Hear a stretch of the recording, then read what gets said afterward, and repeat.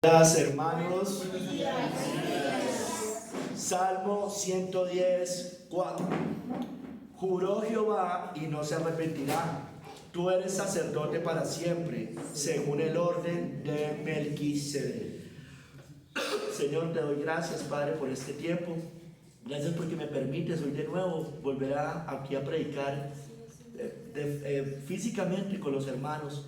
Concédenos, Señor, entender hoy la palabra, ponerla por obra, ser bendecidos con ello a esta escritura. En el nombre de nuestro Señor Jesucristo, amén. Amén. Pueden sentarse, hermanos. El nombre del sermón es un sacerdote para siempre. Un sacerdote para siempre. Hermanos, mire, juró Jehová y no se arrepentirá. Tú eres sacerdote para siempre, según el orden de Melquisedec. Cristo, hermanos, no solo era rey, sino sacerdote. Vamos a ver ahorita el Salmo 110 que nos muestra a Cristo también como rey. Pero Él no solo es rey, todos sabemos que Él es rey de reyes y señor de señores. Él también es sacerdote, sumo sacerdote. Él es el ministro de Dios para nosotros y nuestro abogado para con el Padre. Y así es el mediador entre Dios y los hombres, hermanos. Es sacerdote, aquí como dice, del orden de Melquisedec. Ya vamos a explicar eso, que fue antes que el de Aarón. Melquisedec fue un personaje histórico que vivió antes de Aarón, antes de la ley de Moisés, antes de instaurar el sacerdocio levítico. Y en muchos aspectos Melquisedec es superior a ellos, a Aarón y al sacerdocio levítico, y es una representación más vívida o más clara del sacerdocio de Cristo. Entonces vamos a ver eso, hermanos, que tenemos un sacerdote para siempre, porque según el orden de Melquisedec, dices tú eres sacerdote para siempre, según el orden de Melquisedec. Hermanos, hoy vamos a ver tres capítulos. En el primero vamos a hablar del contexto del Salmo 110 y quién era Melquisedec. Vamos a explicar quién era ese sacerdote Melquisedec. En el segundo capítulo vamos a hablar de los sacerdotes en general. Vamos a hablar de los sacerdotes levitas y de los sacerdotes humanos que hoy existen. Y en el tercer capítulo, tú eres sacerdote para siempre. Y vamos a hablar de Cristo específicamente. Entonces, hermanos, vámonos al Salmo 110. Y vamos a leer todo el Salmo. Es un Salmo corto. Tiene 7 versículos.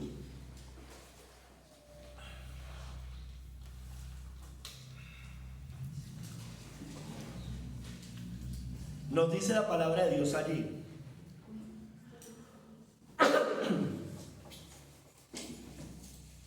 Hoy la cantamos, ¿no es cierto, hermanos? Dice: Jehová dijo a mi Señor: siéntate a mi diestra hasta que ponga a tus enemigos por estrado de tus pies. Jehová enviará desde Sión la vara de tu poder, domina en medio de tus enemigos. Tu pueblo se te ofrecerá voluntariamente en el día de tu poder. En la hermosura de la santidad, desde el seno de la aurora, tienes tú el rocío de tu juventud. Juró Jehová y no se arrepentirá. Tú eres sacerdote para siempre, según el orden de Melquisedec. El Señor está a tu diestra, quebrantará a los reyes en el día de su ira. Juzgará entre las naciones, las llenará de cadáveres, quebrantará las cabezas en muchas tierras. Del arroyo beberá en el camino, por lo cual levantará la cabeza. Como yo les decía al principio, aquí vemos a Cristo como rey. Vemos a Cristo también como profeta, pero también vemos a Cristo como sacerdote. Él es sacerdote, profeta y rey. Mire, este salmo, hermanos, trata de Cristo. Es un salmo mesiánico por excelencia, como es Isaías 53, por ejemplo, o otros salmos como el Salmo 22, el Salmo 2. Este es uno de esos salmos que habla claramente del Mesías que el Señor, el Padre, iba a enviar al mundo. El prometido a los padres, a los profetas, hermanos, en el Antiguo Testamento. Mire, aún los judíos antiguos, los judíos de antaño, entendían que este salmo era mesiánico. Pero desafortunadamente hay muchos judíos modernos hoy que han buscado pervertir y despojarnos de este salmo y quitarle su naturaleza mesiánica para negar evidentemente al Mesías que ya vino. Mire, hermanos, cuando el Señor Jesús, acuérdense en Mateo 22, 41 al 45, no lo voy a leer, pero acuérdense que cuando Él estaba ya planteándole una pregunta a los fariseos sobre las primeras palabras de este salmo, dando por sentado que David en espíritu llama a Cristo su Señor, recuerden que le pregunta, bueno, y si Él es Señor, ¿cómo lo llama? Si Él es Hijo, ¿cómo lo llama Señor? Ellos prefirieron, hermanos, callar antes que cuestionar si David hablaba realmente del Mesías. Si ustedes miran en Mateo 22, allá el 45, dice que ellos se fueron. El Señor le dice, bueno, si Él es Hijo, ¿por qué lo llama Señor? Porque evidentemente estaba mostrando que ese Señor era el Hijo. Siéntate a mi diestra. El Señor dijo a mi Señor. Está hablando del Padre y está hablando del Hijo. Y ellos no querían reconocer eso. Y el Señor les plantea la pregunta y ellos prefieren callar e irse. Hermano, porque ellos mismos estaban confesando, aunque no lo querían reconocer, ellos mismos estaban dándose cuenta que era una verdad evidente, aunque previeron, dice Matthew Henry, que se convertiría en su propia desgracia. Eso terminó siendo su propia desgracia, negar eso que ellos podían ver. Mira, hermanos, Cristo como nuestro Redentor, como yo les decía, desempeña el papel de profeta, sacerdote y rey, en su humillación y en su exaltación. Mira, hermanos, evidentemente el rey David, este es un salmo de David, habla aquí de Cristo, eso todos lo sabemos. La iglesia siempre ha entendido esto así y creo que es evidente, no hay mucho que explicar, hermanos, que está hablando de nuestro Señor Jesucristo en el Antiguo Testamento. Mira, nos muestra su oficio profético, ya les decía, en el verso 2, por ejemplo, dice, Jehová enviará desde Sion la vara de tu poder. Está hablando de que iba a extender el mensaje del Evangelio como profeta. Dice en el verso 4, nos muestra su oficio sacerdotal. Tú eres sacerdote para siempre, según el orden de Melquisedec. Y en el verso, por ejemplo, 3, 5 y 6, nos muestra su oficio real, es decir, como rey. Nos muestra, por ejemplo, en el verso 3, dice que tu pueblo se te ofrecerá voluntariamente en el día de tu poder. Está hablando de un rey que tiene súbditos. En el verso 5, nos dice que habla de que el Señor está a tu diestra. Eso tiene que ver con reinado, con rey, a la diestra, en un trono. Y en el verso 6 nos dice que Él juzgará entre las naciones, también como rey. Como rey juzga, también como juez, pero sobre todo como rey, hermanos. Entonces, hermanos, este salmo es un salmo mesiánico, el Salmo 110. Es el salmo mesiánico por excelencia, o uno de los salmos mesiánicos por excelencia. Hermanos, pero bueno, aquí para meternos en materia, para entrar un poco más en lo del sacerdocio, vamos a mirar quién era Melquisedec. Seguramente usted ha escuchado hablar algo de Melquisedec. Hay distorsiones de quién era Melquisedec. Entonces, hermanos, Melquisedec, lo primero que yo quiero decir es que Melquisedec no era Cristo. Eso es lo primero, él no era Cristo. Él era una tipología de nuestro Señor Jesucristo. Lo otro que quiero decir es que Melquisedec fue un personaje histórico real. No fue alguien por ahí que es como una parábola y sí. No, él fue un personaje histórico y real. Y fue una figura histórica, además contemporánea a Abraham, ¿no es cierto? Él fue un personaje histórico real, contemporáneo a Abraham. Porque ahorita vamos a ver que Abraham dio los diezmos a Melquisedec. Y lo otro que hay que decir es que Melquisedec no era un ángel, porque hay algunos que interpretan que Melquisedec era un ángel. No. Él era un personaje real, era una persona, era un hombre. Lo que pasa es que hay mucho misterio alrededor de Melquisedec. Ese es el tema. Y la Biblia solo nos dice algunas cosas. Ya ir más allá, pues es entrar en ir más allá de lo que dicen las Escrituras. Pero entonces Melquisedec era un personaje histórico contemporáneo a Abraham, un personaje real, de carne y hueso. Era un rey cananeo, básicamente. Él reinó en Salem, como dice, ahorita vamos a leer. Y también era un sacerdote que profesó la religión y adoración del Dios verdadero. Dice que era sacerdote del Dios Altísimo, ahorita leemos. Fue exaltado o elevado por Dios para ser un tipo del Mesías, hermanos, un tipo del Mesías. Y fue honrado por Abraham como tal. Por eso Abraham da los diezmos a Melquisedec. Hermanos, era solo un hombre, pero un hombre extraordinario. No era un ángel, no era Cristo mucho menos, era un hombre, pero un hombre extraordinario, eso sí. La escritura guarda silencio de su genealogía y ascendencia. No se sabe quién era el papá, no se sabe quién era la mamá, no se sabe quiénes eran los hijos. Pero existió, hermanos. La Biblia no lo dice. Probablemente pudieran haber documentos históricos que contaran eso, pero la Biblia no menciona nada de eso, y creo que los documentos históricos que hay no hablan de este tipo de cosas, porque la Biblia lo cayó. Tal vez, hermano, a propósito, para que sea un tipo eminente de Cristo más completo y adecuado, hermanos. Miren, hermanos, váyase a Génesis 14, 17 y 20. Allá está la historia de Melquisedec. Allá está la historia. La Biblia menciona en otros lados a Melquisedec, pero aquí en Génesis está la historia de Melquisedec. En Génesis 14, del 17 al 20.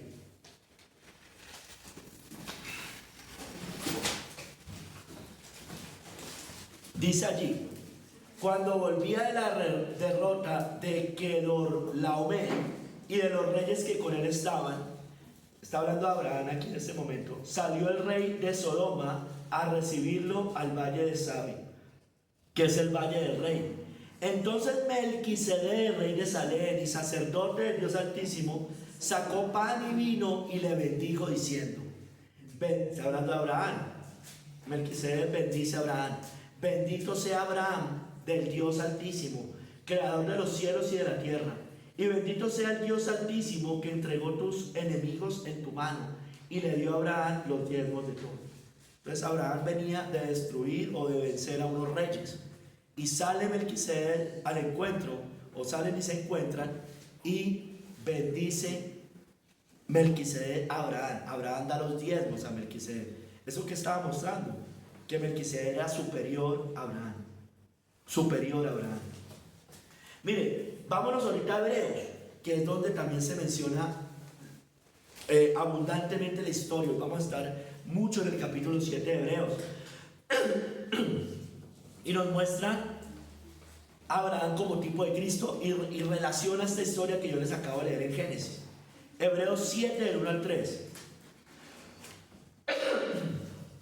Dice: porque este Melquisedec, rey de Salem, sacerdote del Dios Altísimo, que salió a recibir a Abraham, que volvía de la derrota de los reyes, y le bendijo, a quien asimismo dio a Abraham los diezmos de todo, cuyo nombre, el de Melquisedec, significa primeramente rey de justicia, y también rey de Salem, esto es, rey de paz, sin padre, sin madre, sin genealogía, que ni tiene principio de días ni fin de vida, sino hecho semejante al Hijo de Dios, permanece sacerdote para siempre.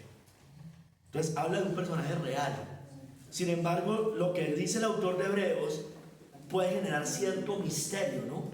No tiene principio ni fin de días, pero ya vamos a explicar a qué se está refiriendo el autor de Hebreos. Entonces, mire, lo primero, una de las cosas que menciona es que era rey de Salem. Usted sabe que Salem está relacionado con Jerusalén, ¿no es cierto? Salem, Jerusalén. En el Salmo 76, 2 la menciona a Salem como Jerusalén. No voy a ir allá, simplemente para que lo tengan como referencia. Salem era Jerusalén. Cristo, hermanos, es el rey de los judíos, ¿no? Él cuando vino era proclamado el rey de los judíos, era el rey de Israel. Entonces mire la tipología, mire el paralelismo entre los dos, hermanos. Rey de Sión, de los judíos de Jerusalén, la ciudad del gran rey, la menciona el Señor. La palabra, que es la ciudad del gran rey, Jerusalén. También dice que era sacerdote del Dios Altísimo, Melquisedec. Hermanos, los sacerdotes eran ungidos por Dios. Si Melquisedec era sacerdote del Dios Altísimo, fue ungido por Dios para ser sacerdote entre los gentiles. Sacerdote entre los gentiles. Hermanos, era un sacerdote, o sea, proclamaba Melquisedec: de donde era rey en ese momento. Ahí todavía no era la Jerusalén que conocimos después, ¿no? Que menciona el Antiguo Testamento, ¿no? Aquí era una ciudad que se llamaba todavía Salem, pero no era donde ya vivían los judíos ni nada. Ahí la habitaban paganos, ¿no es cierto? Gentiles más bien.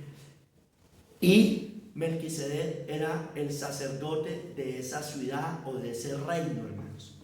Entonces, ¿qué nos puede mostrar esto? Que ya existía adoración verdadera antes de que viniera Israel ya como nación. Ya existía la adoración verdadera porque él era un sacerdote del Dios Altísimo. En tiempos de Abraham había una ciudad que se llamaba Salem, que después se convirtió en Jerusalén, donde se adoraba al Dios verdadero. Y no eran judíos los que vivían allá, eran gentiles. Es claro, ¿no es cierto? Entonces, hermanos, él era sacerdote del Dios Altísimo. Cristo es el gran sumo sacerdote de Dios. Entonces miren el paralelismo. Cristo es el gran sumo sacerdote. Él era sacerdote del Dios Altísimo. Ahí también nos muestra que al regresar a Abraham del norte de Canaán con su botín, Melquisedec le salió al encuentro y le ofreció pan y vino. Hermanos, todos sabemos que el pan y el vino es una tipología, tiene que ver con Cristo. En la cena tomamos pan y vino, ¿no es cierto? O jugo de uva. Que el pan, pues es el Cristo, el cuerpo de Cristo representa el cuerpo de Cristo. Cristo es el pan de vida. Y el vino, pues representa su sangre, ¿no es cierto? Y bueno, el vino también va relacionado con la gracia, con el amor, bueno, con muchas otras cosas, con el Espíritu Santo incluso. Pero va relacionado sobre todo con Cristo, cuerpo y sangre de Cristo. Dice que bendijo a Abraham y recibió de él el diezmo del botín, ¿no es cierto? Abraham le da el diezmo a Melquisedec. Entonces ahí Abraham lo reconoce como representante de Dios, hermanos. Pues hermano, como es un tipo de Cristo, porque lo bendijo y recibió el diezmo. Mostraba que era mayor que Abraham, hermanos. Nosotros cuando damos las ofrendas en la iglesia, hermanos, estamos mostrando que estamos haciendo algo no para hombres, sino para Dios, ¿no es cierto? Porque esta es la obra de Dios. Y lo damos es para el Señor, no lo damos para los hombres. Ustedes no dan la plata para el pastor, ni para los que administran el dinero en la iglesia. No, es para el Señor, porque esto es para la obra de Dios, porque Él es superior a nosotros. Aquí también dice que Melquisedec, su nombre significaba rey de justicia. Mi rey justo, mi rey es justo, significa esa frase. Rey de justicia o mi rey es justo. Bueno, hermanos, él era un rey que establecía y promovía la justicia en su reino, rey de justicia. Bueno, hermanos, todos sabemos que Cristo, en Cristo está la justicia, es justo. Cristo es nuestra justicia. Cristo ha cumplido toda justicia. En Cristo está la justicia eterna. Su reino es de justicia y sus súbditos son los llamados justos, porque viven en justicia. Entonces miren ahí también el paralelismo. Melquisedec es rey de justicia y Cristo, podemos decir de todo sobre Cristo y la justicia de Cristo.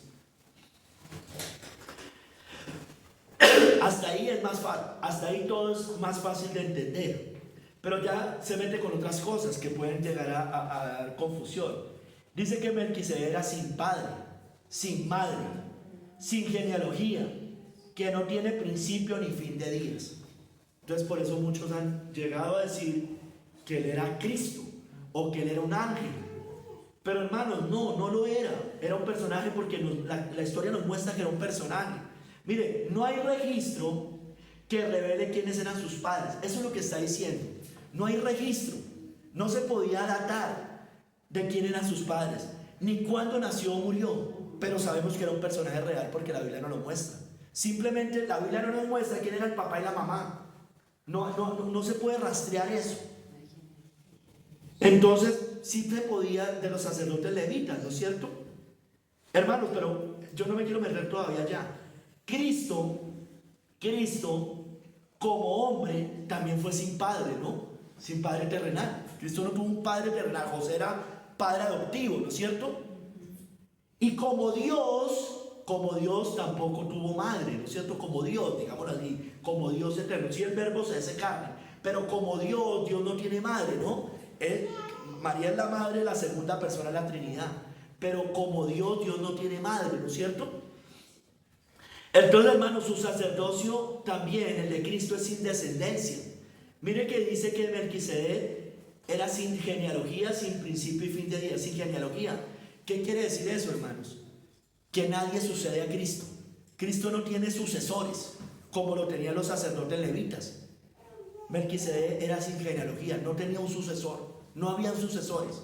Cristo tampoco tiene sucesor, porque es el único sacerdote, hermanos. Entonces, Cristo tampoco vino de otro, ¿no es cierto? Los sacerdotes levitas, ¿cómo eran nombrados? Por generación, ¿no? Tenían que ser levitas, los hijos, los nietos, los bisnietos, todo eso. Cristo no vino, no había un sacerdote de Cristo, el papá de Cristo, digamos, Dios Padre, que fue sacerdote y entonces delegó eso a Cristo como sacerdote. No, Cristo es el sacerdote, ¿no es cierto? José no era un sacerdote, si lo pudiéramos relacionar con José. Él es único y perpetuo, Cristo. Entonces, recuerde que los sacerdotes los levitas debían comprobar su genealogía y su ascendencia. Los sacerdotes levitas debían demostrar que ellos eran levitas. Con la genealogía tenían que demostrar quién era su papá, de qué tribu era, etcétera, etcétera, para mostrar que eran levitas y podían ejercer el sacerdocio. Con Melquisedec no sucedía eso. Con Cristo tampoco. Cristo viene de otra tribu, de hecho. Viene de la tribu de Judá. Entonces por eso es diferente el sacerdocio de Cristo. Mire, dice aquí que Melquisedec era rey y sacerdote, ¿no es cierto? Rey de Salem y sacerdote del Dios Altísimo. Bueno, muestra que es representante de Dios. También era profeta, como yo le decía, porque promovía la justicia y la paz. Bueno, Cristo es sacerdote, profeta y rey, todos lo sabemos, ¿no es cierto? Entonces ahí está el paralelismo.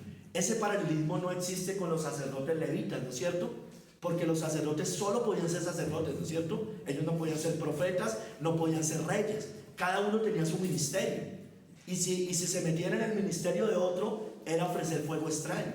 Y podían ser castigados. Un rey no podía hacer lo que hacían los sacerdotes, ¿no es cierto? Eso fue el castigo que le pasó a muchos reyes por querer hacer eso. Y mire, y la evidencia más clara de que él no era Cristo, y que no podemos decir que era Cristo, si era una tipología de Cristo, una luz para Cristo, era que dice ahí en Hebreos, lo voy a volver a leer, la última parte, dice, el verso 3, dice, sin padre, sin madre, sin genealogía, que ni tiene principio de días ni fin de vida, sino hecho semejante al Hijo de Dios. Entonces, el autor de Hebreos nos confirma claramente al final que él no era Cristo, pero que sí era semejante a Cristo, pero que era un hombre, una tipología de Cristo, ¿no es cierto? Semejante al Hijo de Dios. Esto creo que es lo que ya deja sin duda toda especulación. No era un ángel, no era un ángel porque era una personaje real que vimos allí, ¿no es cierto? Pero tampoco era Cristo porque aquí nos dice que era semejante, no el Hijo de Dios, era semejante al Hijo de Dios.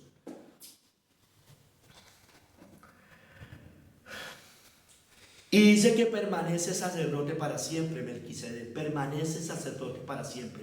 Entonces, no como persona, porque él murió, ¿no? Sino como tipo de Cristo. En su sacerdocio permanece para siempre, porque el sacerdocio de Cristo es eterno. Llega a Cristo. El sacerdocio de Cristo nunca cambiará, hermanos. Jamás será transferido a otro. Su virtud y eficacia continuarán para siempre. Vivirá para siempre para interceder por su pueblo, dice la Biblia. Siempre llevará la gloria de ser sacerdote y rey en su trono, hermanos. Entonces, miren, váyase al capítulo 7 de Hebreos otra vez. Hebreos 7. Y leamos la grandeza de Melquisedec. Cuando el autor de Hebreos exalta la grandeza de Melquisedec, no como Dios, sino como semejante al Hijo de Dios. Y dice allá en Hebreos 7, verso 4 al 10.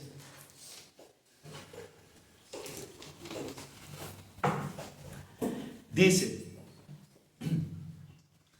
considerad pues cuán grande era está hablando de Melquisedec, a quien aún Abraham el patriarca dio diezmos del botín. Ciertamente los que de entre los hijos de Leví reciben el sacerdocio tienen mandamiento de tomar del pueblo los diezmos según la ley, ¿no es cierto? Es decir, de sus hermanos. Los sacerdotes tomaban los diezmos del pueblo, aunque estos también hayan salido de los lomos de Abraham. Pero aquel cuya genealogía no es contada de entre ellos, tomó, está hablando de Melquisedec, tomó de Abraham los diezmos y bendijo al que tenía las promesas. Y sin discusión alguna, el menor es bendecido por el mayor. Melquisedec era mayor que Abraham, y su sacerdocio evidentemente lo mostraba. Y aquí ciertamente reciben los diezmos hombres mortales, pero allí uno de quien se da testimonio de que vive, porque vive en Cristo, su sacerdocio. Y por así decirlo, en Abraham pagó el diezmo también Leví, que recibe los diezmos, porque aún estaba en los lomos de su padre cuando Melquisedec le salió al encuentro. Entonces mire, Melquisedec, hermanos, tomó de Abraham los diezmos, dice acá, no del pueblo, ni de sus hermanos, como hacían los sacerdotes levitas. Ellos tomaban el diezmo del pueblo. Lo tomó de Abraham, padre de los israelitas, y del mismo Leví, como dice ahí, en Abraham pagó el diezmo también Leví. Esto nos muestra, hermanos, que él es mayor que Abraham y el sacerdocio levítico. O sea, Melquisedec como hombre era mayor que Abraham, pero también su sacerdocio era mayor que el sacerdocio levítico, hermanos, porque en él también Leví paga los diezmos. O sea, no solo Abraham paga los diezmos, mostrando que era Melquisedec superior a Abraham, sino que, como dice ahí Hebreos, en Abraham también Leví pagó el diezmo. Entonces, ¿qué está mostrando?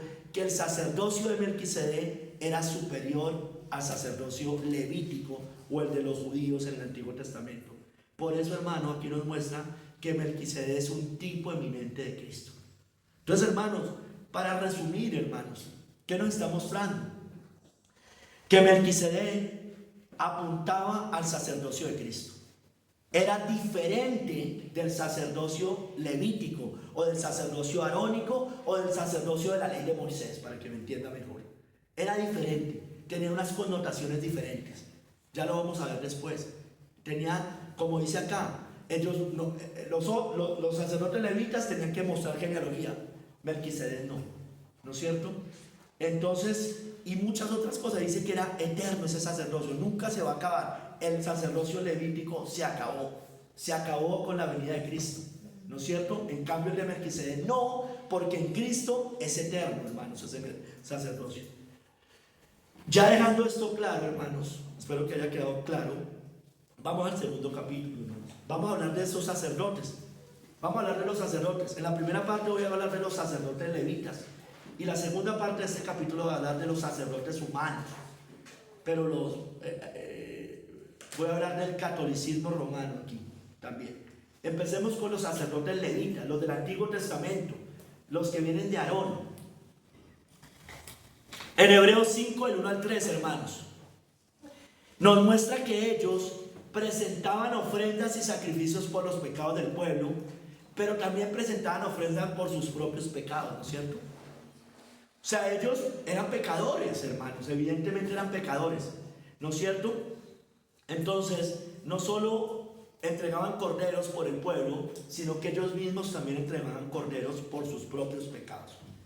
Dice allí en Hebreos 5, del 1 al 3, porque todo sumo sacerdote tomado entre los hombres es constituido a favor de los hombres en lo que a Dios se refiere, para que presente ofrendas y sacrificios por los pecados, para que se muestre paciente con los ignorantes y extraviados, puesto que él también está rodeado de debilidad. Está hablando de personas, de humanos, y por causa de ella debe ofrecer por los pecados, tanto por sí mismo como también por el pueblo.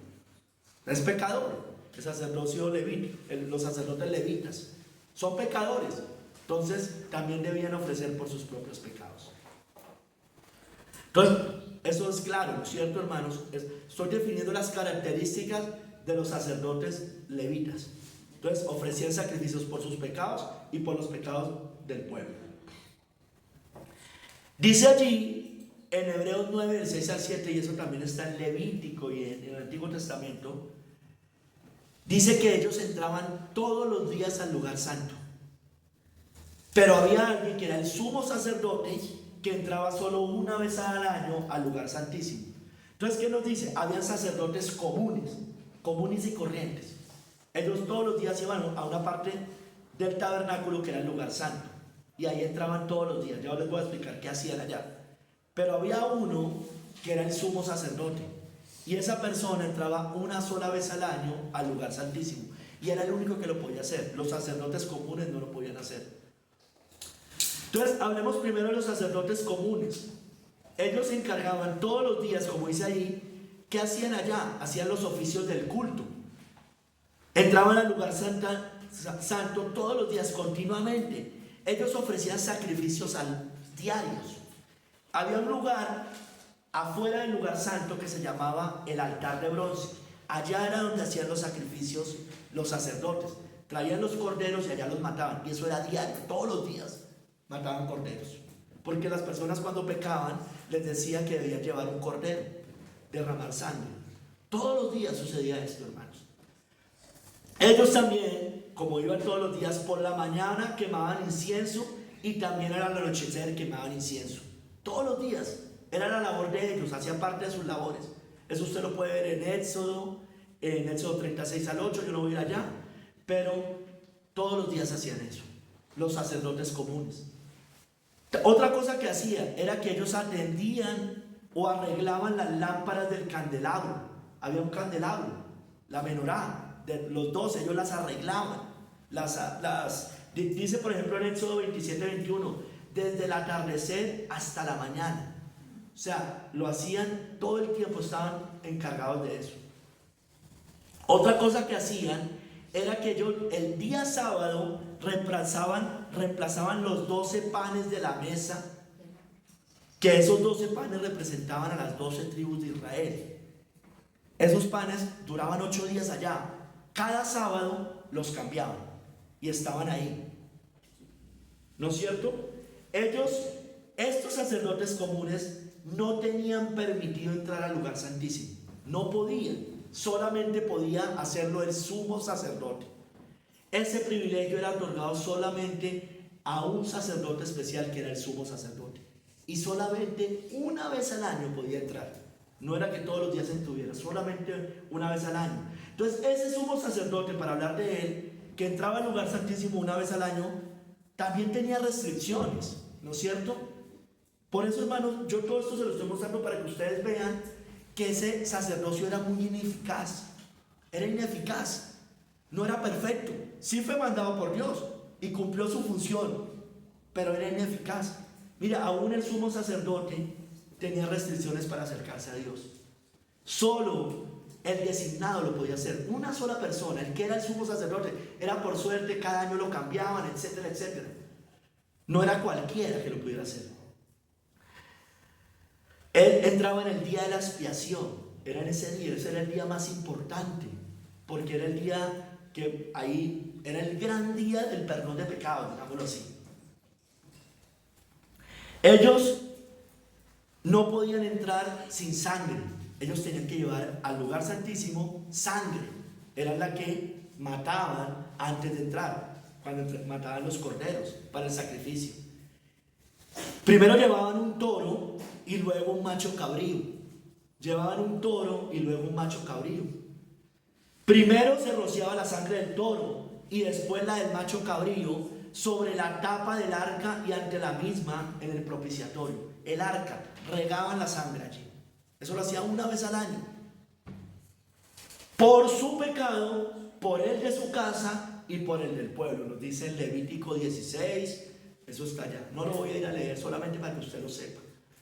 Entonces, hermanos, ellos todos los días, para volver otra vez a los sacerdotes, no al sumo sacerdote, sino a los sacerdotes en general, ellos presentaban ofrendas y sacrificios por el pecado y por el de ellos. Yo ya se los dije, pero le voy a leer en Hebreos 8:3 que también lo dice.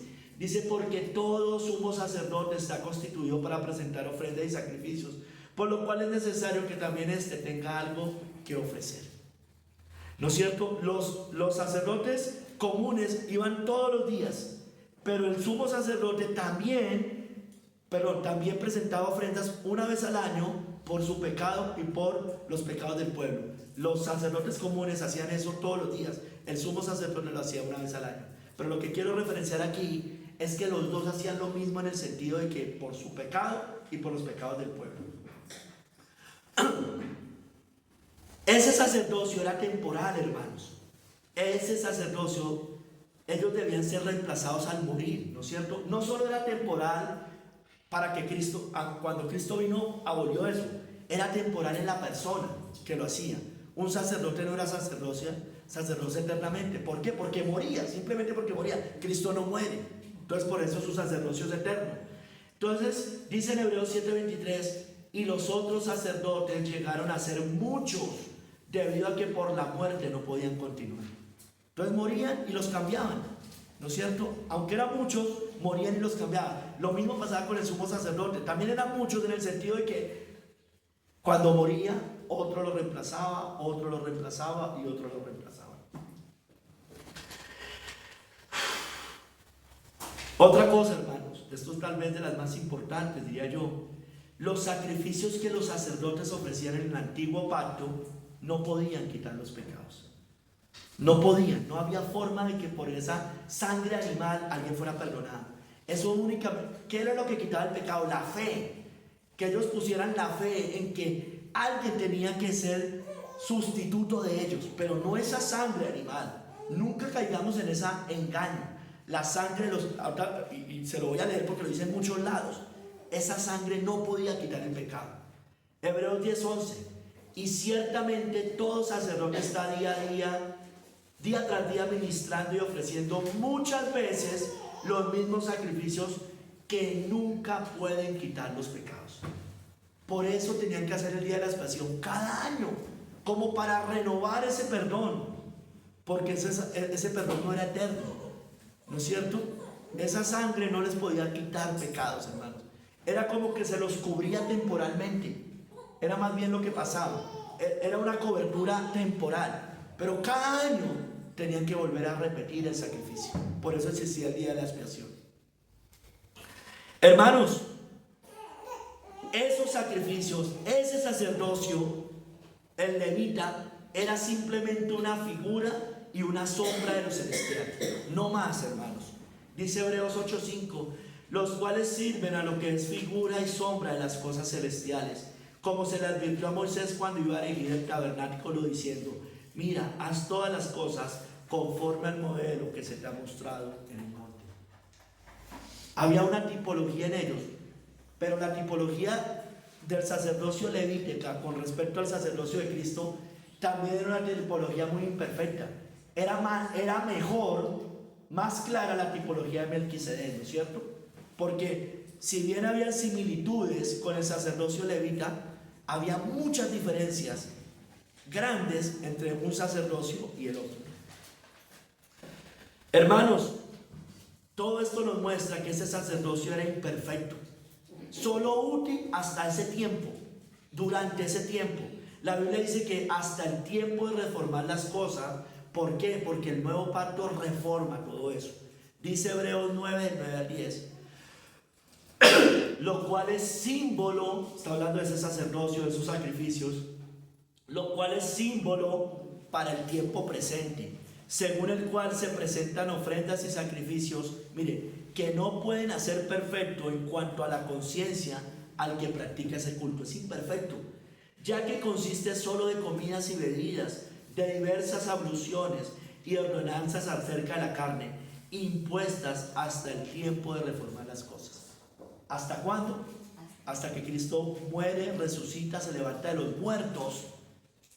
Pero sobre todo, hermano, cuando se acaba y se termina abolido completamente eso, cuando en el año 70 es destruido el templo. Ahí se confirma completamente que ese antiguo pacto había quedado abolido y el nuevo ya era el único que prevalecía, hermanos, en ese momento.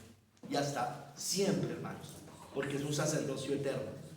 Entonces, hermanos, miren, viéndolo de los levitas, los sacerdotes del antiguo, que todos los días presentaban sacrificio, que eso no podía quitar el pecado, que ellos tenían que ser reemplazados, que ellos eran temporales, todo eso. Miremos también al catolicismo romano, miremos los sacerdotes romanos y miremos cómo ellos se quedaron en ese sacerdocio. Y no solamente se quedaron en ese sacerdocio, pervirtieron ese sacerdocio, de hecho, porque es que los levitas lo que hacían, lo hacían porque Dios se los había mandado. Yo se los he dicho muchas veces. Todo lo que hacían ellos, Dios lo mandó hasta ese tiempo, era aprobado por Dios. Pero lo que hace el catolicismo romano, no. Ellos no solo no hacen lo que Dios ha mandado, sino que inventan cosas diferentes a lo que Dios ha mandado. Mire, hermanos, los sacerdotes católicos romanos, todos sacerdotes, escúcheme bien, usted debe entender estas cosas para que se dé cuenta que ellos no son hermanos en Cristo, que no son otra rama del cristianismo, que no son nuestros hermanos, que no son ni siquiera primos lejanos, hermanos. No son nada de eso. Mire, cada sacerdote católico romano, y si usted tiene familiares que sepan de esto, o que tengan, o que hayan curas en su familia, digamos, o si puede indagar mejor, pero yo le estoy contando esto. Mire, cada sacerdote cuando es ordenado recibe un nombre. ¿Sabe cómo se llama cada sacerdote que es ordenado? Es alter Cristo, alter Cristo, otro Cristo, frase en latín que significa otro Cristo. Imagínense, ellos son otro Cristo. Entonces ahí ya comenzaron con una herejía abismal, hermanos, abismal. Alter Cristo, cuando ellos son ordenados sacerdotes, los declaran alter Cristo, es decir, otro Cristo. Se utiliza en el catolicismo romano para referirse al sacerdote, quien actúa en la persona de Cristo a través de su ordenación. Todos los sacerdotes romanos son otro Cristo. Tremenda herejía, hermano, tremenda herejía.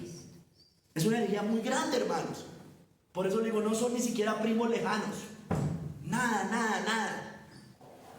Hermanos, miren, dentro del catolicismo romano, los sacerdotes son intermediarios, son intercesores entre Dios y los hombres. ¡Qué blasfemia, hermanos! Hay un solo Dios y un solo mediador entre Dios y los hombres, Jesucristo hombre. Los sacerdotes católicos en el catolicismo romano, dentro de la iglesia romana, pueden perdonar pecados, hermanos. Pueden perdonar pecados.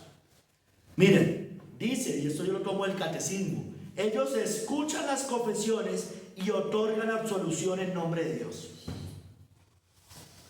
Miren, yo puedo perdonar a alguien, yo perdono a Robert que me hizo algo, yo lo perdono, pero probablemente Dios no lo esté perdonando. Ellos tienen ese poder. Dice, es perdonado en el nombre de Dios. Imagínense, hermanos.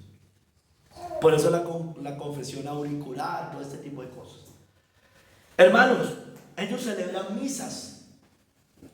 ¿Pero qué significa la palabra misa? Tiene que ver con sacrificio eucarístico. Sacrificio eucarístico. Y es la celebración en la que el sacerdote renueva en el altar el sacrificio del cuerpo y de la sangre de Cristo bajo las especies de pan y vino. Bueno, la Biblia me dice que Cristo hizo un sacrificio una sola vez y para siempre, y no se puede repetir. Ellos vuelven cada 8 días, cada día están repitiendo el sacrificio. Si ve que por un lado hacen una blasfemia, pero por el otro lado tratan de imitar lo que hacían en el antiguo pacto, que todos los días llevaban animales. ¿No es cierto? Yo sé que ellos, por donde usted los mire, están mal, porque copian y copian mal, además de eso. Ellos en la misa celebran la misa, pero dentro de la misa algo que se llama la transustanciación. Ellos tienen el poder de convertir físicamente el pan y el vino en el cuerpo y la sangre de Cristo. Eso es dogma católico, eso yo no me lo estoy inventando. Por eso hacen lo que hacen. Este es el cuerpo y la sangre de Cristo que por vosotros es partido. Ellos vuelven y sacrifican a Cristo día tras día en una misa. Copian lo del antiguo pacto, pero lo copian mal, porque allá eran animales todos los días. Pero aquí pretenden a Cristo volverlo a sacrificar. Ellos celebran también las misas novenarias, las misas de los difuntos, de los muertos. Durante 9 días seguidos, lo tomo del catecismo de ellos, para orar por la purificación y el descanso de las almas de los fallecidos. No, si esa persona no se entregó verdaderamente a Cristo, no está descansando. Así es. Está condenada, está abrumada, está bajo la ira eterna de Dios. Así es. Y ellos pretenden que con unas 9 misas descansen esas almas, pidiendo en esas misas que lleguen a la presencia de Dios, haciendo en manos con esto insuficiente el sacrificio de Cristo. O sea, ellos pretenden con esas misas que esas personas salgan rápido y lleguen a la presencia de Dios. Oran por ese descanso, hermanos. Hermanos, eso es muy blasfemo, hermanos. Usted no puede ir a una misa de muertos. Usted como cristiano no puede participar de una cosa de esas. No puede. Si usted verdaderamente tiene celo por el Señor, no puede hacer eso, hermanos. Ni a ninguna misa. Porque ya le expliqué que allá renuevan el sacrificio de Cristo. Vuelven a matar a Cristo. Y se toman eso, ¿no? ¿Y qué dice el Nuevo Testamento en Hechos 15? Prohíbe tomar sangre. Así sea espiritualmente. Ellos nos están diciendo que nos volvamos a tomar la sangre de Cristo, porque lo convierte en el pan y el vino, ¿no? Eso es lo que está diciendo. Eso no es simbólico. Ellos dicen que es un sacrificio real lo que está sucediendo y que es un cambio de las cosas reales, que realmente está pasando eso. Hermano, yo lo que le estoy diciendo, lo estoy diciendo de verdad. Créame lo que le estoy diciendo. Usted lo puede comprobar en cualquier lugar, hermanos. Mira, hermanos, ellos en la Edad Media, el catolicismo romano, pero le delegó a los sacerdotes, que eran los únicos autorizados para interpretar la Biblia. Qué blasfemia, hermano. Qué herejía también. Solo ellos eran los únicos. Por eso allá eran analfabetas en la Edad Media, en su gran mayoría, y les decían que si por eso quedó la idea de que quien lee la Biblia se vuelve loco, ¿no es cierto? Porque cerraron la palabra de Dios, cerraron la sabiduría al mundo, ¿no es cierto? Y solamente si se abría la podían leer ellos. Y fuera de eso la leían en latín, no en el lenguaje del pueblo, hermanos. Todo eso contrario a la Biblia, todo eso, hermanos, totalmente contrario a lo que dice la palabra de Dios. Mire, hermano, yo ya les dije, Cristo es el único mediador entre Dios y los hombres, porque hay un solo Dios y un solo mediador entre Dios y los hombres, Jesucristo hombre, hermanos. La Biblia nos dice que solo Dios puede perdonar pecados, no los hombres. Los hombres nos perdonamos entre nosotros, pero no hay absolución ante Dios a menos de que Dios lo quiera, ¿no es cierto? Pero yo no puedo ir, ay, Señor, perdone a Robert. No, Robert se tiene que arrepentir. Solo Dios puede perdonar pecados. Lucas 5, del 20 al 24, dice allí, si quiere vaya. Acuérdense que había un paralítico, ¿no es cierto? Dice, al ver la fe de ellos, le dijo, hombre, está hablando Cristo, tus pecados te son perdonados. Entonces los escribas y los fariseos comenzaron a cavilar diciendo, ¿quién es este que habla blasfemia? Mira, hasta los judíos entendían que eso era una blasfemia si no lo hacía Dios. Los judíos sí estaban entendiendo lo que Cristo estaba haciendo. Y mire que el catolicismo romano abiertamente dice que el sacerdote puede perdonar pecados. Eso es una blasfemia. ¿Quién puede perdonar pecados si no solo Dios? Jesús entonces, conociendo los pensamientos de ellos, respondiendo, les dijo, ¿qué caviláis en vuestros corazones? ¿Qué es más fácil decir, tus pecados te son perdonados, o decir, levántate y anda? Pues para que sepáis que el Hijo del Hombre tiene potestad en la tierra para perdonar pecados. Dijo al paralítico, a ti te digo, levántate, toma tu lecho y vete a tu casa. Los judíos entendían que Cristo estaba diciendo que Él era Dios. Y entendían perfectamente que Él estaba diciendo que Él podía perdonar pecados. Y por tanto, como podía perdonar pecados, Cristo se estaba autoproclamando Dios. Para el judío eso era una blasfemia, porque ellos no entendían la Trinidad, no entendían que el Hijo de Dios, el Mesías, iba a ser Dios. Ellos no entendían eso. Pero ¿qué es lo que nos está mostrando acá, hermanos? Que solo Dios puede perdonar pecados. Si alguien no es Dios y se abrogue esa autoridad de perdonar pecados, está cometiendo una blasfemia. Y eso es lo que hace el catolicismo romano todo el tiempo, hermano. Es una iglesia blasfema. Eso es lo que pasa con ellos. Hermano, no nos dejemos engañar. Así como en la Edad Media ellos decían que solamente ellos podían interpretar las Escrituras, la Biblia nos muestra que nosotros tenemos la unción divina y podemos ir directamente a las Escrituras. Primera de Juan 2, 26 al 27 dice, os he escrito esto sobre los que os engañan. Ellos nos engañan con eso. Ellos engañaron a su iglesia, la engañan con eso. La engañaron durante la Edad Media, sobre todo con esas Mentiras. Sigue el 27. Pero la unción que vosotros recibisteis de Él permanece en vosotros, y no tenéis necesidad de que nadie os enseñe. Así como la unción misma os enseña todas las cosas, y es verdadera y no es mentira, según ella os ha enseñado, permanecer en Él. ¿No es cierto? Entonces, evidentemente esto no quita el pastorado, los obispos de la iglesia, evidentemente que no. Lo que nos está enfatizando Primera de Juan es que usted puede ir directamente a las Escrituras y ser enseñado por Dios. Todos debemos ir a las Escrituras y ser enseñados por Dios. Hay pastores que complementan eso en toda iglesia, porque Dios instauró eso también. Pero lo que está diciendo es que usted no tiene que esperar a un cura, a un sacerdote, a un pastor, a nadie para que le enseñe la Biblia. Usted puede ir directamente todos los días, y de hecho lo tiene que hacer todos los días en sus devocionales. Y usted es enseñado por Dios allí. Porque si usted es cristiano, usted tiene la unción del Santo, usted tiene el Espíritu Santo que le enseña todas las cosas. Pero no hemos hablado del más blasfemo de todos, del Papa, porque ese es el más blasfemo de todos. Los otros son sacerdotes. El Papa se autoproclama el gran sumo sacerdote del catolicismo romano. Él es el gran sumo sacerdote. Si ven que copian lo otro, lo de los sacerdotes levitas, se quedaron allá, pero lo hacen mal fuera de eso. Allá habían sacerdotes comunes y había un gran sumo sacerdote.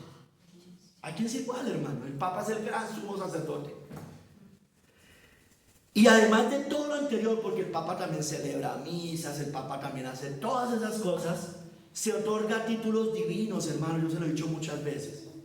Aumentando su blasfemia, aumentando su herejía y aumentando su condenación. Santo Padre en honor al Padre.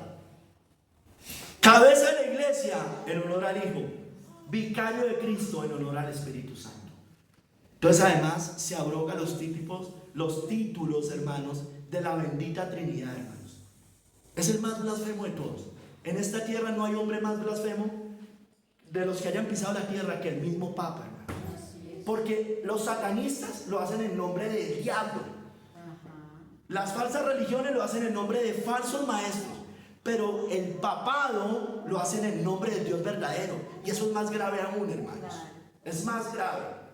El Papa es un blasfemo, hermanos. Apocalipsis 13:6. Y abrió su boca en blasfemias contra Dios, para blasfemar de su nombre, de su tabernáculo y de los que mueren en el cielo.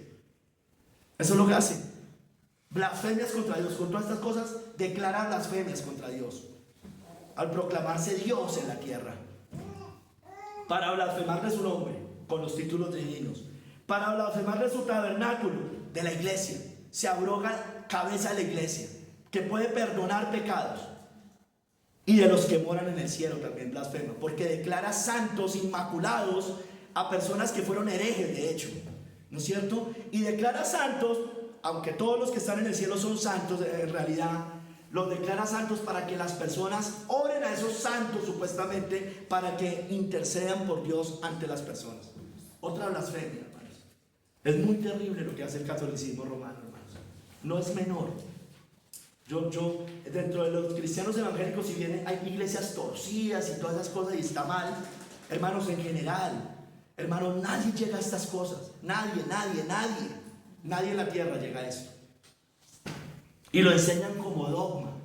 Porque es que eso es otra cosa que hay que decir. Dentro del cristianismo evangélico, si bien hay engaño, yo lo sé, hermano, nunca van a enseñar una cosa como esta. En cambio, ellos de labios abiertamente enseñan esto. Eso es dogma de ellos.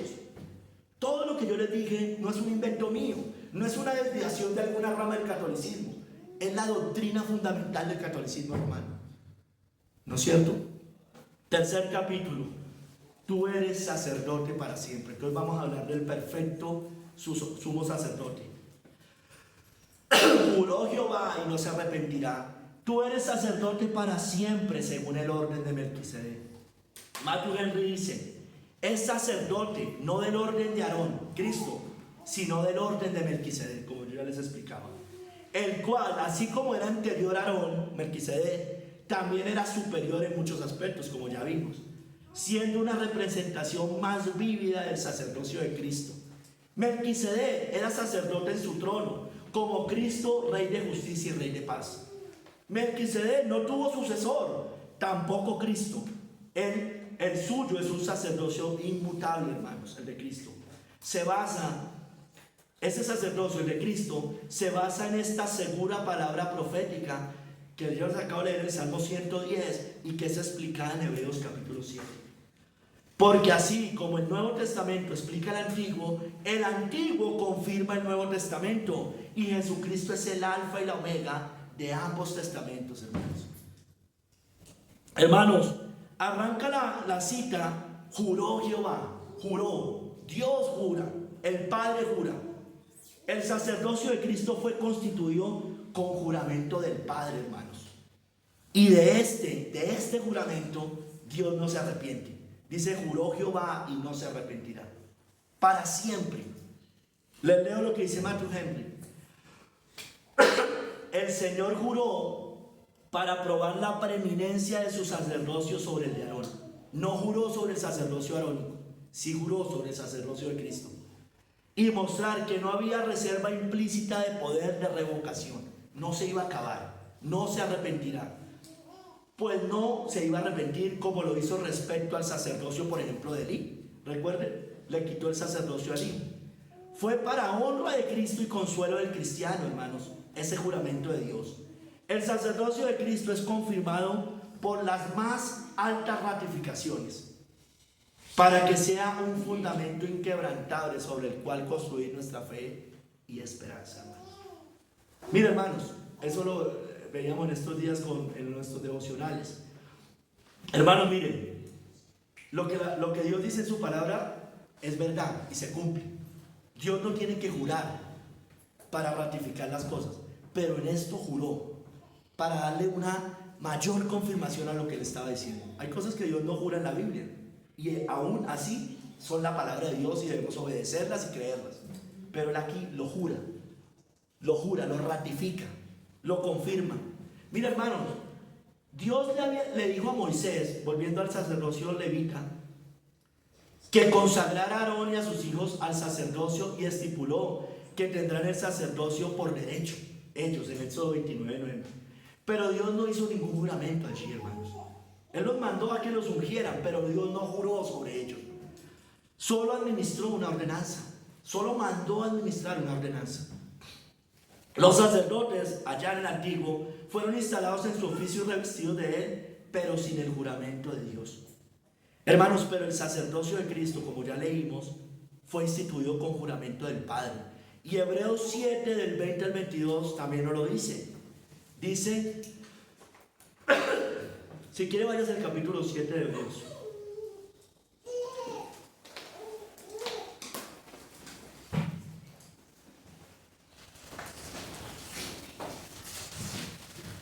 Dice, hablando de Cristo, del sacerdocio de Cristo, dice, y 7:20 al 22. Dice: y esto no fue hecho sin juramento, porque los otros ciertamente sin juramento fueron hechos sacerdotes, los levitas. Pero Cristo, con el juramento del que le dijo: juró el Señor y no se arrepentirá. Tú eres sacerdote para siempre, según el orden de Melquisedec. Por tanto, Jesús es hecho fiador de un mejor pacto.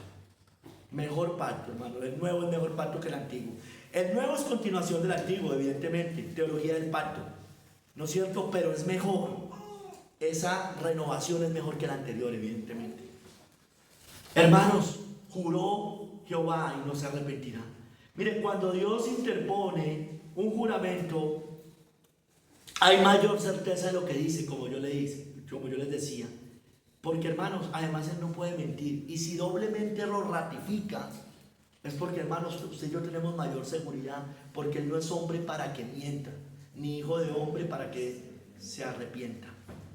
Dice en Hebreos 6, 17 al 18, en el capítulo anterior, dice, hablando también del juramento, y que eso da mayor certeza, como yo les decía, por lo cual, queriendo Dios mostrar más abundantemente a los herederos de la promesa la inmutabilidad de su consejo, interpuso juramento, para que por dos cosas inmutables, en las cuales es imposible que Dios mienta, tengamos un fortísimo consuelo los que hemos acudido para asirnos de la esperanza puesta delante de nosotros.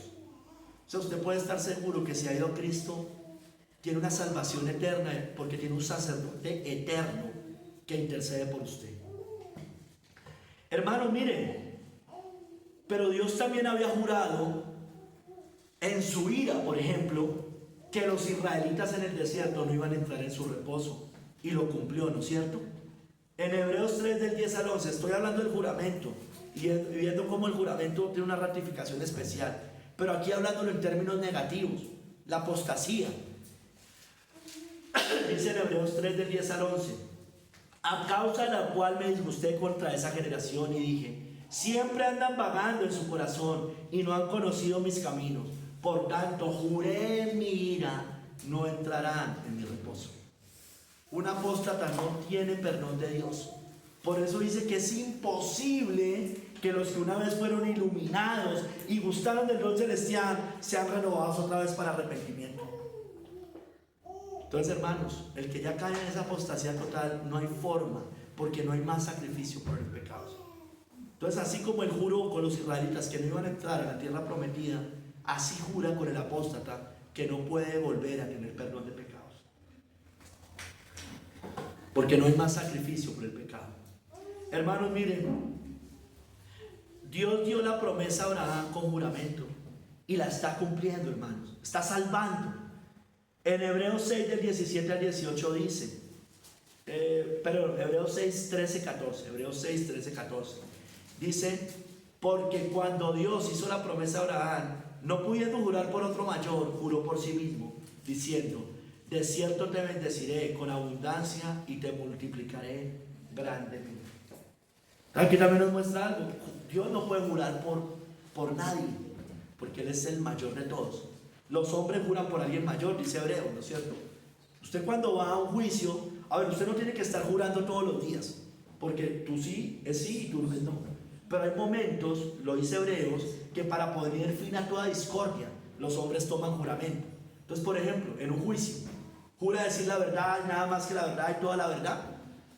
Bueno, usted interpone un juramento ahí. Dice, me toca hacer eso, digámoslo así. ¿Sí me entiende? Juran por alguien superior, ¿no es cierto? En este caso ante un juez, ¿no es cierto? Pero Dios no, porque Dios es el superior de los superiores, hermanos. Él está por encima de todo. Él jura por sí mismo, hermanos. Él no puede jurar por el cielo, por la tierra, por nada de esas cosas. Él jura por sí mismo, porque Él es el mayor de todos.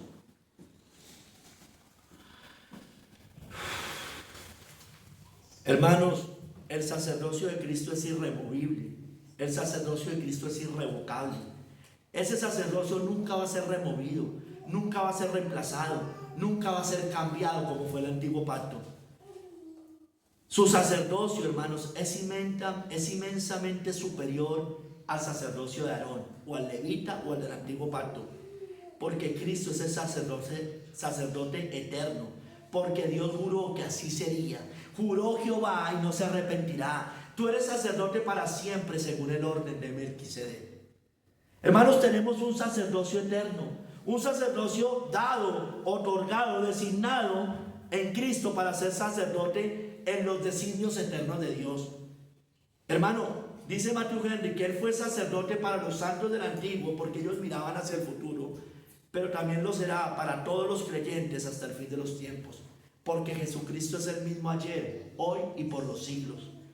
Cristo es sacerdote para siempre, no solo porque nunca debamos esperar otra dispensación de gracia, sino porque sus benditos frutos y consecuencias permanecerán por la eternidad.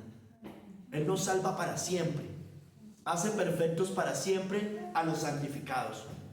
Miren, hermanos, Cristo es sacerdote eterno en su trono, es rey y sacerdote como lo fue Melquisedec. Miren esta profecía de Cristo en Zacarías, tal vez usted no la había visto, porque no solo es Isaías 53, tremendo, no solo es el Salmo 2, tremendo.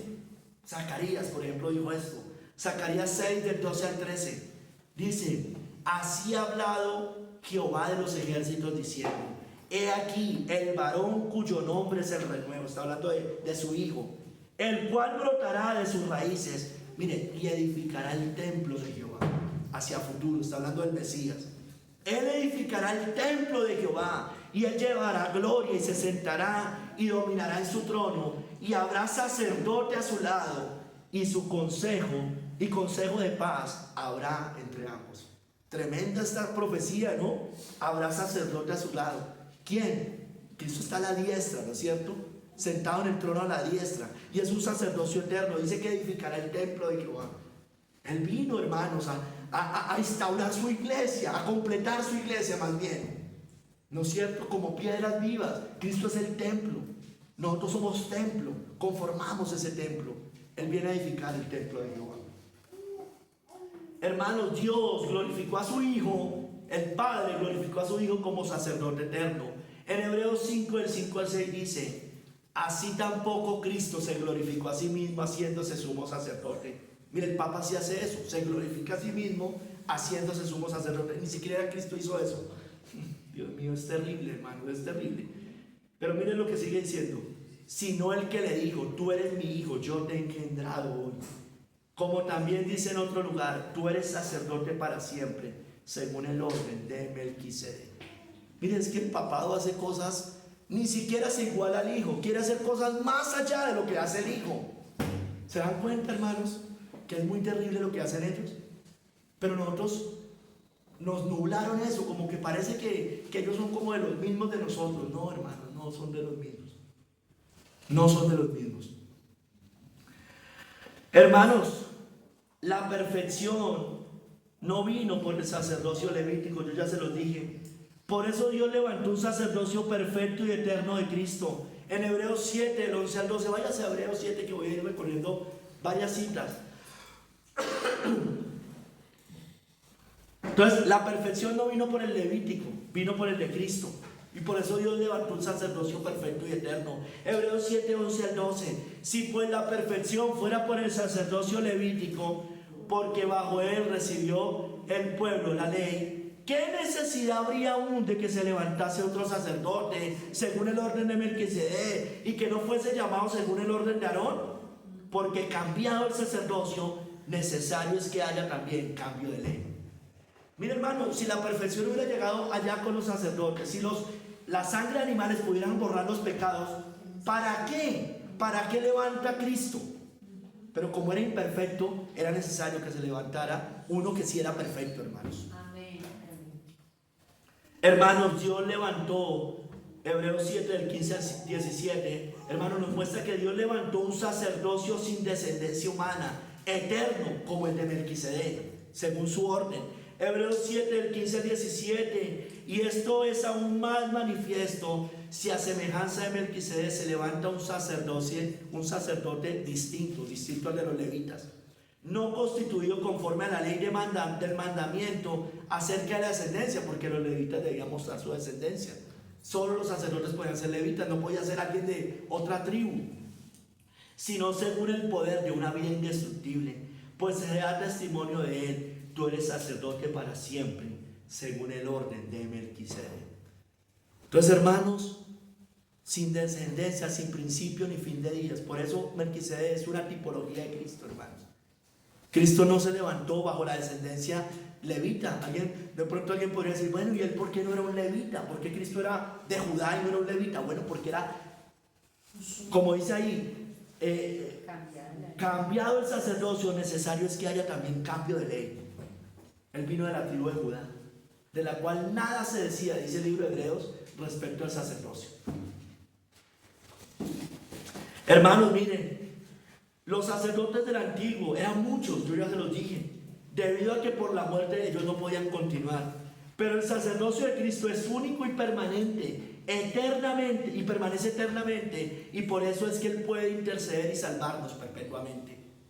Hebreos 7, 24 al 25 dice, hablando de Cristo, mas por cuanto permanece para siempre, tiene un sacerdocio inmutable, por lo cual puede también salvar perpetuamente a los que por él se acercan a Dios, viviendo siempre para interceder por ellos. El que cree en el Hijo tiene la vida eterna, nos salva perpetuamente. Miren que es que ese Cristo del catolicismo romano no es este Cristo, porque usted tiene que ir a pagar misas, usted tiene que después pagar misas para el purgatorio para ver si lo sacan del purgatorio y lo lleva al cielo.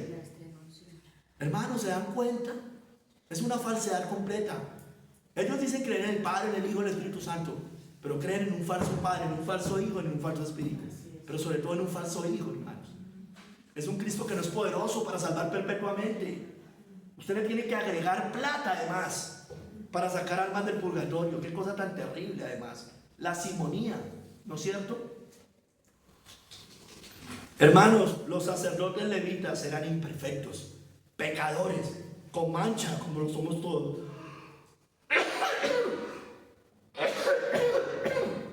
Ellos eran temporales. Pero hermanos, Cristo es perfecto y eterno. Hebreos 7, 26 al 27. Porque tal sumo sacerdote nos convenía, dice ahí, santo, inocente, sin mancha, apartado de los pecadores y hecho más sublime que los cielos, que no tiene necesidad cada día, miren, no tiene necesidad cada día, como aquellos sumos sacerdotes, de ofrecer primero sacrificios por sus propios pecados y luego por los del pueblo. Él no ofreció por sus pecados, no, se ofreció fue por nosotros, porque esto lo hizo, mire, una vez para siempre, ofreciéndose a sí mismo. Él es perfecto. Los sacerdotes debían ofrecer por sus pecados y por los del pueblo. Cristo solo por los del pueblo, y Él mismo, y para siempre, y una sola vez. Por eso el catolicismo romano, hermanos, como ya se los dije, tremendas herejías, hermanos. Todos los días sacrifican a Cristo. Vaya a una misa, ya están celebrando eso. Vaya un martes, allá están haciendo eso. Vaya a misa de 6 de la mañana, misa de 6 de la tarde, misa del mediodía, están haciendo lo mismo. Hermanos, los sacerdotes levitas eran débiles y falibles. Cristo es perfecto y para siempre. Hebreos 7:28. Porque la ley constituye sumos sacerdotes a débiles hombres, pero la palabra del juramento posterior a la ley, al Hijo hecho perfecto para siempre. Hermanos, los sacerdotes ministraban en un santuario hecho por manos humanas, ¿no es cierto? En un templo, en un tabernáculo. Eso lo construyó el hombre. Pero Cristo es el gran sumo sacerdote del templo levantado por Dios en el cielo, no por los hombres. Hebreos 8, del 1 al 2. Tenemos tal sumo sacerdote, el cual se sentó a la diestra del trono de la majestad en los cielos, ministro del santuario y de aquel verdadero tabernáculo que levantó el Señor y no el hombre. El catolicismo romano sigue en lo mismo también, porque ellos creen que Dios habita en templos construidos por manos humanas. O sea, yo no estoy negando el congregarnos, pero es que ellos creen, por eso usted cuando pasa por una iglesia le enseñaban a echarse la bendición. Eso, porque ellos creían en eso. No, ellos creen que esos son los tabernáculos, que allá está la presencia de Dios por las piedras, por sus ídolos, además. Hermanos, no. El tabernáculo que levantó Dios fue hecho no por manos humanas, sino Él mismo lo levantó. Es un sacerdocio celestial, hermanos. Mira, hermanos, la sangre de animales no podía darnos perdón de nuestros pecados, yo ya se los dije. En cambio, este sacerdote sí puede, porque Cristo nos da eterna redención con su bendita sangre. Porque también es sangre humana, hermanos, es sangre humana. ¿Cómo pretende usted que un animal, la sangre de un animal, le dé perdón a una persona, hermanos? Eso también es degradar al hombre. Era una simplemente tipología, era una sombra de esto. Hebreos 9, el 11 al 12 dice: pero estando ya presente Cristo, sumo sacerdote de los bienes venideros, por el más amplio y más perfecto tabernáculo, no hecho de manos, es decir, no de esta creación, y no por sangre de machos cabríos ni de becerros, sino por su propia sangre, entró una vez y para siempre en el lugar santísimo, habiendo obtenido eterna redención. Jóvenes, niños de la iglesia, ¿ustedes qué están esperando para arrepentirse? ¿Qué están esperando para hallar eterna redención? ¿O quieren condenación eterna? Porque solo hay dos posibilidades: redención eterna por la sangre del Hijo, o condenación eterna, porque ahí sí la sangre va a caer, pero no a manera de perdón, sino a manera de juicio, como cayó sobre los judíos. ¿Qué estamos esperando? Los que no se han entregado, ¿qué están esperando? Hermanos, Los sacerdotes tenían que ir cada año en el día de la expiación al lugar santísimo a ofrecer sacrificios. Pero Cristo entró una sola vez en el santuario celestial, hermanos. Una sola vez. Hebreos 9, 24 al 25. Porque no entró Cristo en el santuario hecho de mano, figura del verdadero, sino en el cielo mismo, para presentarse ahora por nosotros ante Dios. Y no para ofrecerse muchas veces como entra el sumo sacerdote en el lugar santísimo cada año con sangre ajena. Acuérdese, iba una vez al año.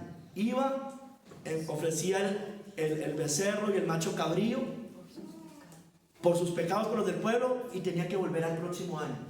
Cristo no está haciendo eso. Cristo ya está sentado a la diestra. No es que viene, vuelve y se sacrifica, vuelve y derrama su sangre y vuelve otra vez al cielo. Eso pretende hacer Roma, hermanos, cada vez que lo sacrifica. Eso pretende hacer Roma ahorita. Estamos en el año, en el jubileo. Si usted no lo sabe, por eso le digo, tenemos que estar enterados de las cosas que pasan. Ellos hacen un jubileo como cada 15 años. Es el año del jubileo. Y van todos allá a Roma, al Vaticano, así como ellos supuestamente iban a Jerusalén para obtener perdón de pecados, hermanos. Eso está sucediendo ahorita, hermanos. Eso son noticias que están pasando ahorita. Hermanos, tenemos un sacerdote perfecto que nos da redención eterna. Miremos a este gran sumo sacerdote, perfecto y eterno sacerdote, perfecto y eterno sacerdote que tenemos. Y hermanos, y aprendamos de su obediencia también. Hebreos 5, el 8 al 10. Y aunque era hijo, por lo que padeció, aprendió la obediencia. Y habiendo sido perfeccionado, vino a ser autor de eterna salvación para todos los que le obedecen. Y fue declarado por Dios sumo sacerdote según el orden de Melquisedec. Entonces Cristo fue obediente. Nosotros somos cristianos, seguidores de Cristo, seamos obedientes. Hermanos, tenemos ese gran sumo sacerdote que nos da perdón y redención eterna. Un sacerdote perfecto que triunfó en la tierra y traspasó los cielos, hermanos. Afirmemos nuestra fe mirando a ese sumo sacerdote. Hebreos 4, 14. Porque, por tanto, teniendo un gran sumo sacerdote que traspasó los cielos, Jesús, el Hijo de Dios, retengamos nuestra profesión. ¿Quiere fe? Mira a Cristo. De hecho, también lo dice Zacarías. Mirarán a mí al que traspasaron y llorarán. Quiere arrepentimiento de sus pecados, quiere dolor por sus pecados. Miremos a Cristo. Miremos a Cristo que traspasó los cielos. Hermanos, miremos a Cristo porque tenemos en Él ese gran sumo sacerdote que además se compadece de nosotros. Acerquémonos a Él confiadamente, acerquémonos al trono de la gracia, porque no tenemos un sumo sacerdote que no pueda compadecerse de nuestras debilidades, sino uno que fue tentado en todo según son nuestra semejanza, pero sin pecado. Acerquémonos pues confiadamente al trono de la gracia, para alcanzar misericordia y hallar gracia para el oportuno socorro. Tenemos acceso directo al trono de la gracia. Acuérdese, al lugar santísimo. Acuérdese, hermanos, el sumo sacerdote podía ir una vez al año, únicamente el sumo sacerdote. El pueblo no tenía acceso nunca al lugar santísimo, ni siquiera los sacerdotes comunes.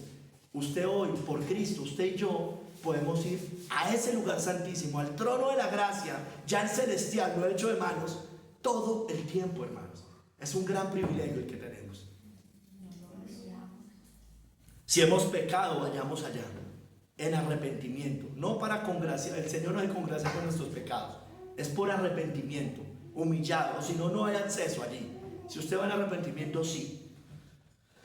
Ay, hermanos, tenemos un gran sumo sacerdote en la casa de Dios, en ese templo construido espiritualmente. Podemos ir libres allí, confiados, seguros a ese lugar santísimo.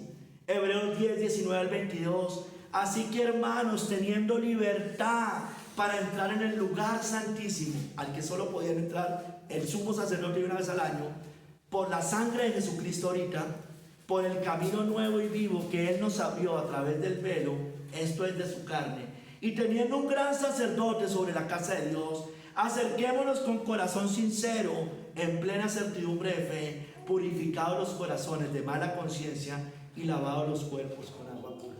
Por eso debemos ir en arrepentimiento allí. Si usted va sin arrepentimiento a pedir perdón, ahí es difícil, no hay acceso. Aquí dice, purificados los corazones de mala conciencia y lavados los cuerpos con agua pura. Con un corazón sincero, dice acá también. No en hipocresía, hermanos. Porque ahí se corta, ahí se corta el acceso a Dios. Pero si usted, por más que haya pecado, va en arrepentimiento, tiene libre acceso por medio de nuestro Señor Jesucristo. Entonces, hermanos, tenemos un sacerdote para siempre. Acudamos a ese sacerdote. Juró Jehová y no se arrepentirá. Tú eres sacerdote para siempre, según el orden de Melquisedec. Señor, yo te doy gracias, Padre. Obra en nosotros. Tenemos un gran sumo sacerdote que traspasó los cielos. Podemos acercarnos a Él, dice tu palabra. Podemos acercarnos a tu trono por medio de Él, para hallar gracia y misericordia para el oportuno socorro. Necesitamos, Señor, no nos dejes caer. Ayúdanos, por favor.